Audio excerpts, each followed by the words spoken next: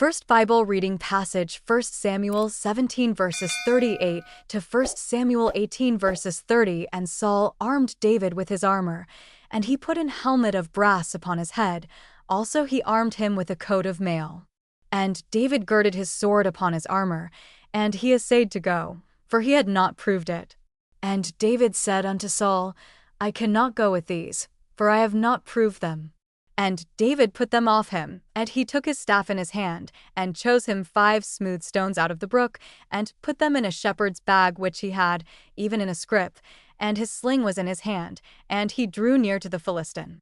And the Philistine came on and drew near unto David, and the man that bare the shield went before him. And when the Philistine looked about and saw David, he disdained him, for he was but a youth, and ruddy, and of a fair countenance. And the Philistine said unto David, Am I a dog, that thou comest to me with staves? And the Philistine cursed David by his gods. And the Philistine said to David, Come to me, and I will give thy flesh unto the fowls of the air, and to the beasts of the field. Then said David to the Philistine, Thou comest to me with a sword, and with a spear, and with a shield, but I come to thee in the name of the Lord of hosts, the God of the armies of Israel, whom thou hast defied.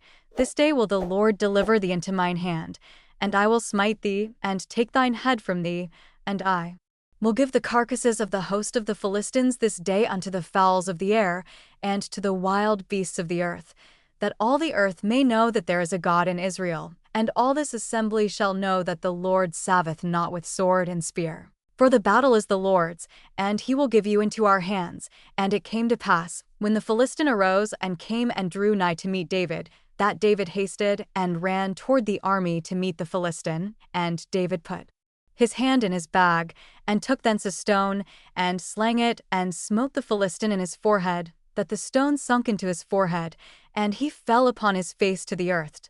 So David prevailed over the Philistine with a sling and with a stone, and smote the Philistine, and slew him, but there was no sword in the hand of David. Therefore David ran, and stood upon the Philistine, and took his sword, and drew it out of the sheath thereof, and slew him, and cut off his head therewith. And when the Philistines saw their champion was dead, they fled, and the men of Israel and of Judah arose, and shouted, and pursued the Philistines, until thou come to the valley, and to the gates of Ekron. And the wounded of the Philistines fell down by the way to Shaaraim, even unto Gath, and unto Ekron. And the children of Israel returned from chasing after the Philistines, and they spoiled their tents. And David took the head of the Philistine, and brought it to Jerusalem, but he put his armor in his tent. And when Saul saw David go forth against the Philistine, he said unto Abner, the captain of the host, Abner, whose son is this youth? And Abner said, As thy soul liveth, O king, I cannot tell. And the king said, Inquire thou whose son the stripling is. And as David returned from the slaughter of the Philistine, Abner took him, and brought him before Saul with the head of the Philistine in his hand. And Saul said to him, Whose son art thou, thou young man? And David answered, I am the son of thy servant Jesse the Bethlehemite. And it came to pass, when he had made an end of speaking unto Saul, that the soul of Jonathan was knit with the soul of David, and Jonathan loved him as his own soul. And Saul took him that day, and would let him go no more home to his father's house. Then Jonathan and David made a covenant, because he loved him as his own soul. And Jonathan stripped himself of the robe that was upon him, and gave it to David, and his garments, even to his sword, and to his bow, and to his girdle. And David went out whithersoever Saul sent him, and behaved himself wisely. And Saul set him over the men of war, and he was accepted in the sight of all the people, and also in the sight of Saul's servants. And it came to pass as they came, when David was returned from the slaughter of the Philistine, that the women came out of all cities of Israel, singing and dancing, to meet King Saul, with tabrets, with joy, and with instruments of music. And the women answered one another as they played, and said, Saul hath slain his thousands, and David his 10,000s. And Saul was very wroth, and the saying displeased him. And he said, They have ascribed unto David 10,000s, and to me they have ascribed but thousands. And what can he have more but the kingdom? And Saul eyed David from that day and forward. And it came to pass on the morrow, that the evil spirit from God came upon Saul, and he prophesied in the midst of the house.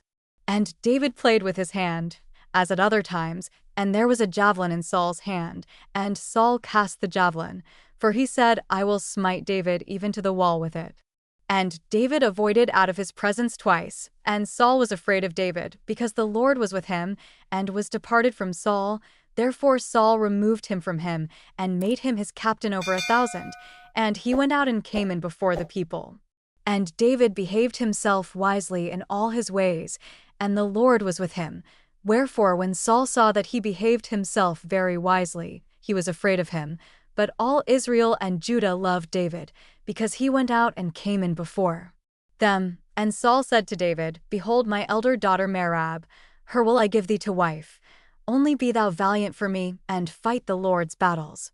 For Saul said, Let not mine hand be upon him, but let the hand of the Philistines be upon him. And David said unto Saul, Who am I?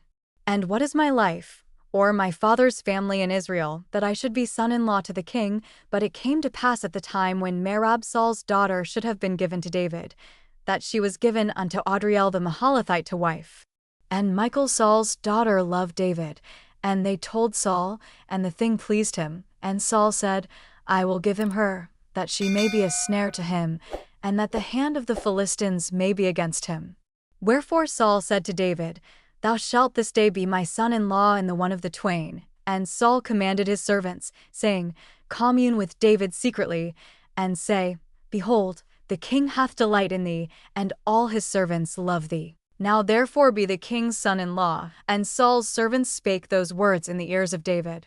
And David said, Seemeth it to you a light thing to be a king's son-in-law, seeing that I am a poor man and lightly esteemed? And the servants of Saul told him, saying, On this manner spake David. And Saul said, Thus shall ye say to David, The king desireth not any dowry, but 100 foreskins of the Philistines, to be avenged of the king's enemies. But Saul thought to make David fall by the hand of the Philistines, and when his servants told David these words, it pleased David well to be the king's son-in-law, and the days were not expired. Wherefore David arose and went, he and his men, and slew of the Philistines 200 men, and David brought their foreskins, and they gave them in full tale to the king, that he might be the king's son-in-law. And Saul gave him Michal his daughter to wife. And Saul saw and knew that the Lord was with David, and that Michal Saul's daughter loved him. And Saul was yet the more afraid of David, and Saul became David's enemy continually. Then the princes of the Philistines went forth, and it came to pass, after they went forth, that David behaved himself more wisely than all the servants of Saul, so that his name was much set by. Next Bible reading passage. John 16 verses 5 to John 17 verses 5. But now I go my way to him that sent me, and none of you asketh me, Whither goest thou? But because I have said these things unto you, sorrow hath filled your heart. Nevertheless I tell you the truth. It is expedient for you that I go away. For if I go not away, the Comforter will not come unto you. But if I depart, I will send him unto you. And when he is come, he will reprove the world of sin, and of righteousness, and of judgment. Of sin, because they believe not on me; of righteousness, because I go to my Father, and ye see me no more; of judgment, because the prince of this world is judged. I have yet many things to say unto you, but ye cannot bear them now. Howbeit when he, the Spirit of truth, is come, he will guide you into all truth, for he shall not speak of himself, but whatsoever he shall hear, that shall he speak, and he will shew you things to come. He shall glorify me, for he shall receive of mine, and shall shew it unto you. All things that the Father hath are mine. Therefore said I, that he shall take of mine, and shall shew it unto you. A little while, and ye shall not see me, and again a little while, and ye shall see me, because I go to the Father. Then said some of his disciples among themselves, What is this that he saith unto us, A little while, and ye shall not see me? And again a little while, and ye shall see me, and because I go to the Father. They said therefore, What is this that he saith, A little while? We cannot tell what he saith. Now Jesus knew that they were desirous to ask him, and said unto them, Do ye inquire among yourselves of that I said, A little while, and ye shall not see me? And again, a little while, and ye shall see me. Verily, verily, I say unto you, that ye shall weep and lament, but the world shall rejoice, and ye shall be sorrowful, but your sorrow shall be turned into joy. A woman when she is in travail hath sorrow, because her hour is come, but as soon as she is delivered of the child, she remembereth no more the anguish, for joy that a man is born into the world. And ye now therefore have sorrow, but I will see you again, and your heart shall rejoice, and your joy no man taketh from you, and in that day ye shall ask me nothing. Verily, verily, I say unto you, whatsoever ye shall ask the Father in my name, he will give it you. Hitherto have ye asked nothing in my name. Ask, and ye shall receive, that your joy may be full. These things have I spoken unto you in Proverbs. But the time cometh, when I shall no more speak unto you in Proverbs, but I shall shew you plainly of the Father. That day ye shall ask in my name. And I say not unto you, that I will pray the Father for you, for the Father himself loveth you, because ye have loved me, and have believed that I came out from God. I came forth from the Father, and am come into the world.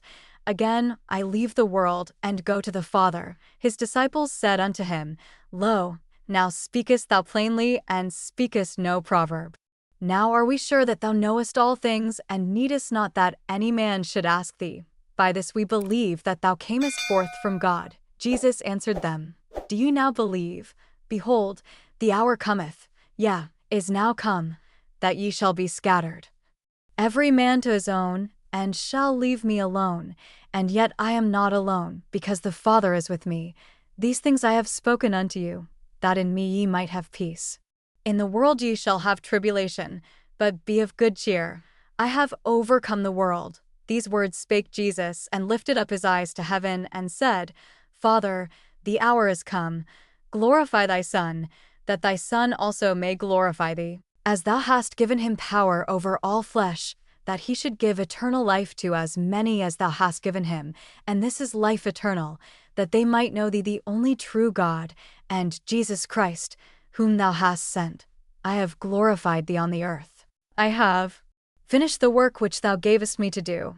And now, O Father, glorify thou me with thine own self with the glory which I had with thee before the world was. Next Bible reading passage, Psalm 68 verses 1-6. Let God arise. Let his enemies be scattered. Let them also that hate him flee before him. As smoke is driven away, so drive them away. As wax melteth before the fire, so let the wicked perish at the presence of God.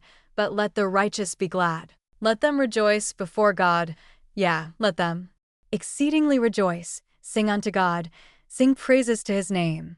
Extol him that rideth upon the heavens by his name, and rejoice before him. A father of the fatherless, and a judge of the widows, is God in his holy habitation. God setteth the solitary in families.